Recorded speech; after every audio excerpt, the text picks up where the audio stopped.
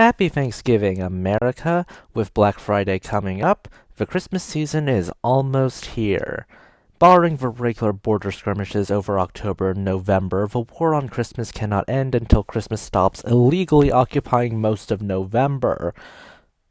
Christmas specials. Let's talk about them. That's right, I'll be reviewing a bunch of random Christmas specials this holiday season from my childhood, some way before my childhood that come on reruns on ABC, and others because they're famous. So, the first one we're starting out the season with is The Christmas Tree. A special so bad, I have to review it. Even its IMDb image is bad, but it's still better than the rest of the special.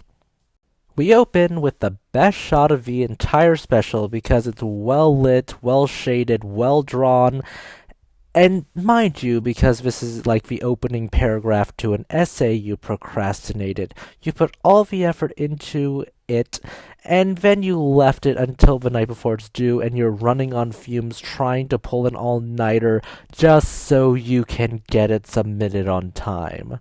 In other words, SpongeBob trying to write his essay being very nice with the very first letters. I can't help but get the feeling the narrator for this special is absolutely sarcastic because that's how the voice direction, or lack thereof, was handled. Also, I can't help but notice the animation budget was really low to begin with, mainly because they decided to use colorful blocks instead of actual writing. You know, the usual cheapo method is to just scribble squiggles onto a page, but apparently that wasn't in the budget. So, this is the orphanage, and the orphan children are run by an evil orphan matron by the name of Mrs. Mavilda, who treat them like how Cinderella's stepmother treated her. The kids only have one friend, Mrs. Hopewell, this evergreen tree in their backyard. I assume Mr. Hopewell was hacked up and turned into a bench. So, apparently, the mayor of this dumb town is so dumb that a sack of bricks would make a better mayor, because the mayor's ability to actually inspect past his nose is heavily questionable. Seriously, a girl and a boy in church clothes is the only thing to convince him that this is a tight ship. He's not inspecting the building for mold. He's not sending out an inspector for regulations violations. I don't know, maybe they live in an earthquake zone and have to attach their water tank in the ceiling. I mean, seriously, this is it? Sure, Mavilda is starving them, but I'll doubt they'll grow taller to outgrow these clothes. But I think doctor's notes, nutrition, something more than just this. I mean, she keeps reusing the same clothes on different children. Come on, clothes decay with use. Someone has to notice something. So, get this, Mavilda gambles away the children's money. She apparently is a really bad gambler since she constantly loses the money. And she boasts about how, oh, haha, the children lost this week's bread. So she's not only evil, she's also inept and evil. Come on, Mavilda. If you're going to be a corrupt matron of an orphanage, at least use it to enrich yourself somehow. They also have a stray dog who comes around named Licorice. He is the best character, and I am saying that without being sarcastic.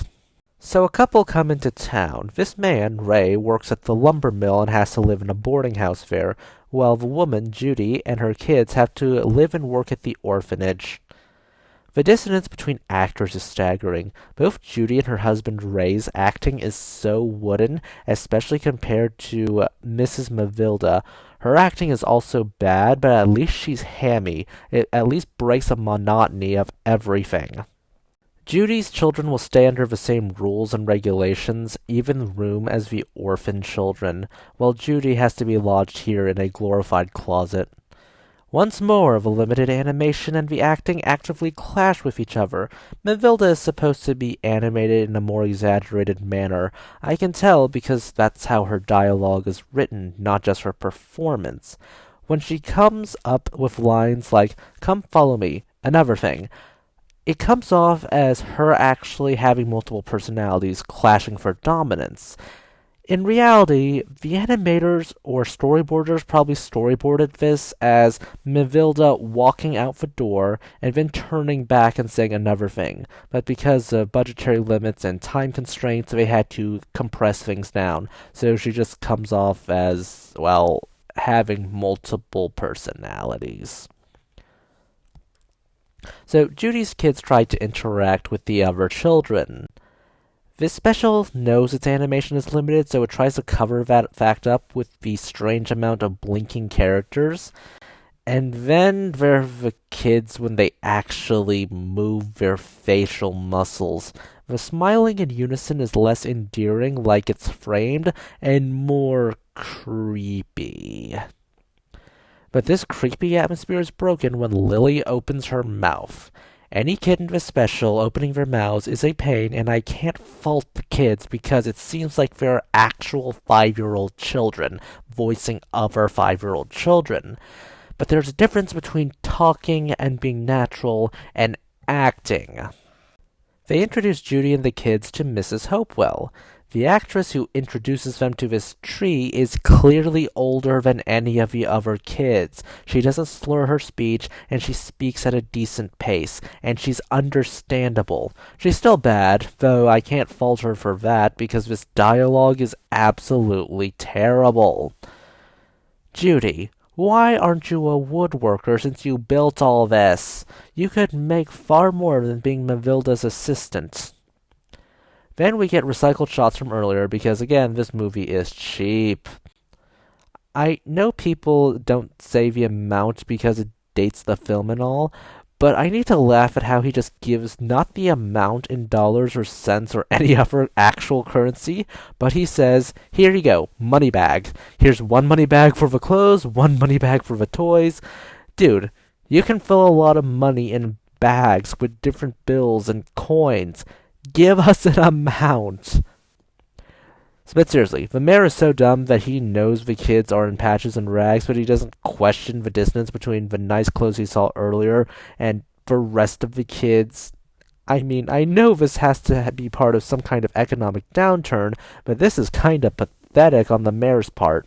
It's not even pathetic, it's stupid. Then there's the editing of this special. I know we're trying to contrast Mavilda and Judy. Mavilda is gambling, Judy is explaining what Christmas is, but the way they do it is so choppy, it ends up being funny. So you have Mavilda and hamming up the ham, and then you have Judy and her bad acting explaining what Christmas is. It's not providing a contrast unless your contrast was meant to make you laugh. It's supposed to be this great character moment between the two, but honestly, it's just make water fly out of nose after drinking. So yes, Judy knows that Mavilda gambled away all the money, so she confronts Mavilda and has to break the news to the children. Mavilda drops the hammer, but she schemes to get rid of Judy because she knows way too much, and apparently had a prior assistant, but she also seemingly killed or jailed. Mavilda sends Judy out to be framed as a thief, but the kids decide to send Judy's own children to the North Pole for help. Apparently this special takes place not in America or Canada, but apparently on the corpse of a gingerbread man. I took that one from a nostalgia critic. I'm sorry, there's no way to describe this because this is basically a decapitated gingerbread man. Apparently, this was pointless the entire time because Judy was forced to turn back because of a traffic accident blocking the road to Mavilda's henchmen. Well, that conflict with her kids wanting to rescue her and the other children from Mavilda's scheme is now dumber.